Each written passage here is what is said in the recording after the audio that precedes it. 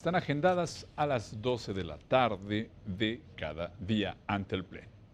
Bueno, también en el marco del tercer informe de gobierno hay que recordar que luego de la reforma constitucional respecto a la relación ejecutivo-legislativo, bueno, la Cámara de Senadores avaló un acuerdo de la Junta de Coordinación Política sobre el cupo máximo y distribución de la pregunta parlamentaria que los grupos parlamentarios formularán al presidente de la República, Enrique Peña Nieto, con la finalidad de que amplíe la información relativa al estado que guarda la Administración Pública Federal. De esta manera, el total de preguntas se distribuirá de la siguiente manera. Vamos a ver, el PRI realizará 16 preguntas, Acción Nacional 12, Partido de la Revolución Democrática 7 preguntas, Partido Verde Ecologista de México 3 preguntas, PT formulará 2 preguntas parlamentarias.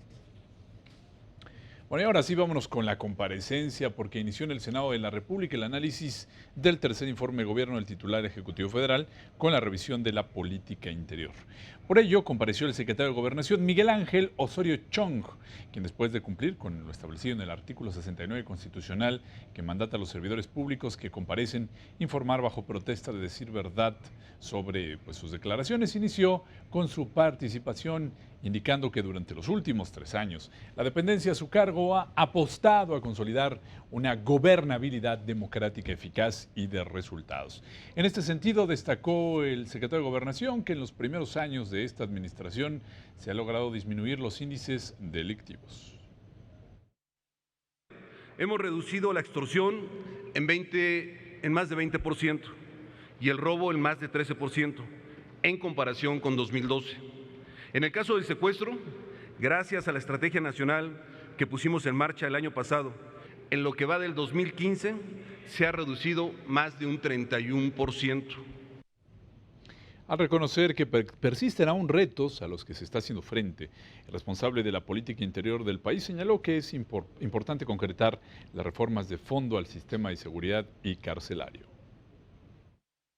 Y en este marco, la Ley Nacional de Ejecución Penal, que el Congreso de la Unión habrá de debatir y en su caso aprobar, será fundamental. Pues tal como quedó demostrado con la evasión que ocurrió en el penal del Altiplano, nuestro sistema penitenciario enfrenta importantes retos. Bueno, y después en las participaciones, posicionamientos de los grupos parlamentarios. El coordinador del Partido del Trabajo refirió al funcionario federal la problemática que se vive en el país en materia de desaparición forzada, como quedó asentado en el informe del Grupo de Trabajo de la Organización de Naciones Unidas. Los grandes desafíos detectados por el Grupo de Trabajo durante su visita y plasmados en su informe de misión aún perduran, salvo excepciones. La impunidad prevalece, los hechos no se esclarecen, las víctimas no reciben adecuada reparación. Bueno, posteriormente el coordinador del Grupo Parlamentario del Partido Verde Ecologista de México celebró que durante estos 3 últimos años el país haya recuperado el camino de la coordinación, el diálogo, la seguridad y la tranquilidad de largo plazo. Es así como se están construyendo las soluciones integrales que usted mencionaba hace unos minutos, señor secretario, y que están cambiando de fondo a nuestro país.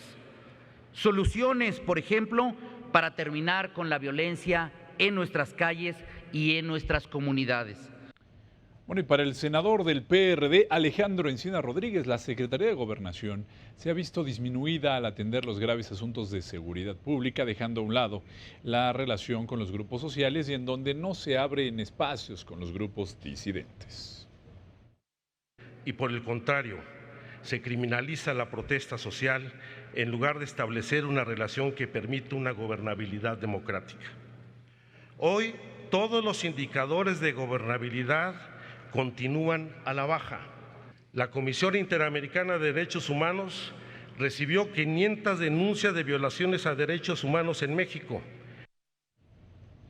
El grupo parlamentario del Partido Acción Nacional, en voz de la senadora Adriana Dávila Fernández, cuestionó la falta de sustento jurídico para atender de forma integral la atención de las víctimas del delito y proteger los derechos humanos en el país.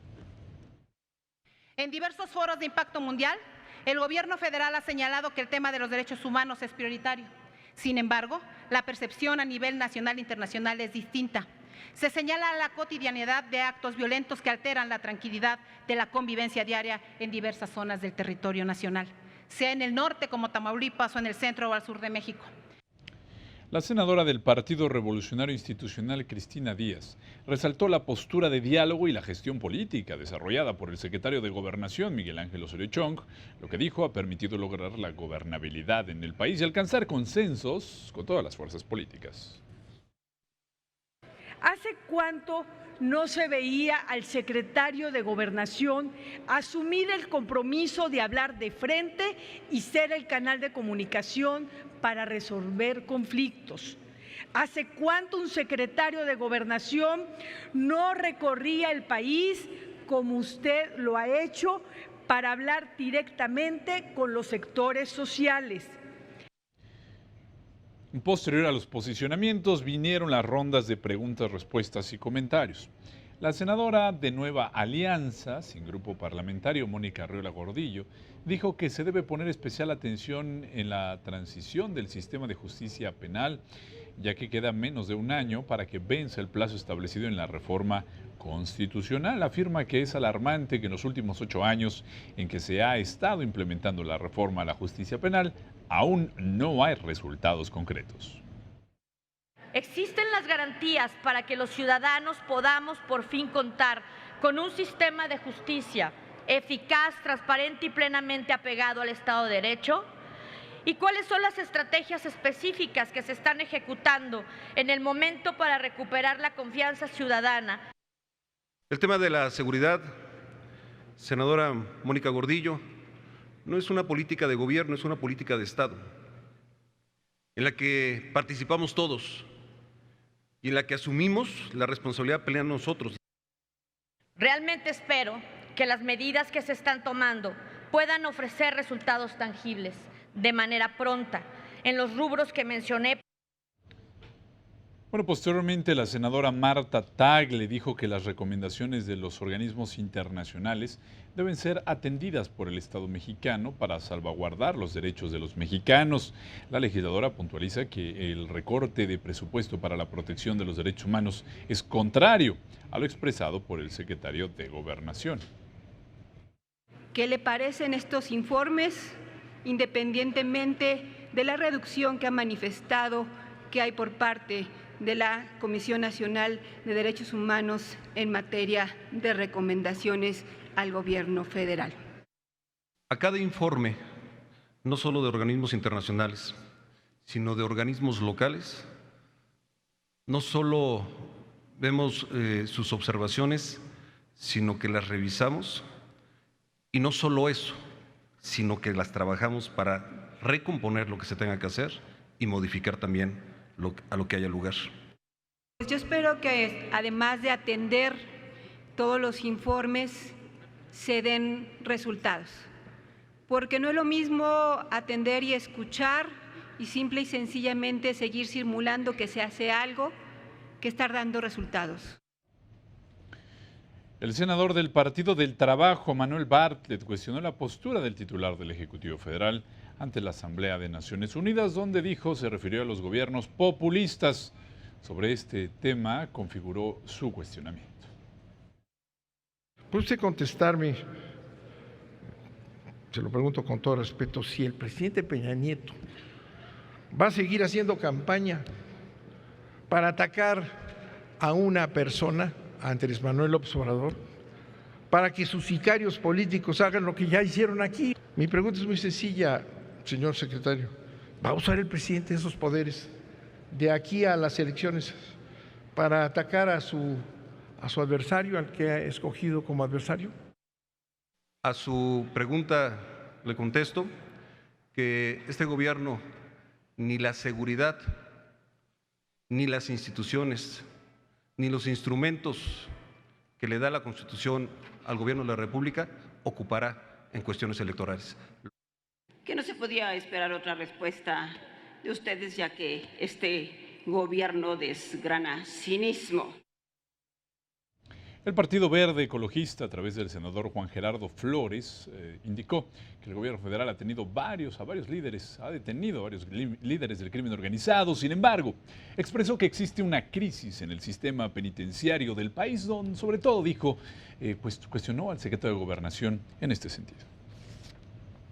Mi pregunta concreta es, ¿qué planes tiene el gobierno de la República para mejorar y fortalecer nuestro sistema penitenciario?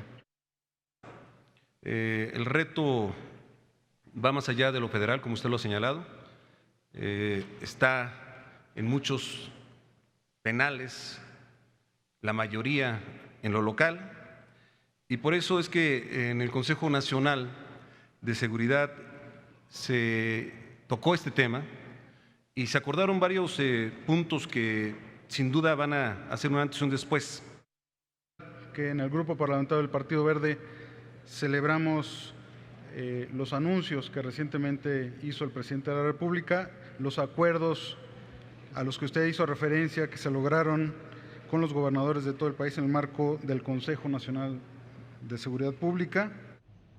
Y continuaron los cuestionamientos. La senadora del PRD, Dolores Padierna, preguntó sobre las acciones que el gobierno federal ha emprendido para atender casos como los de Tlatlaya, Apatzingán o Tanguato.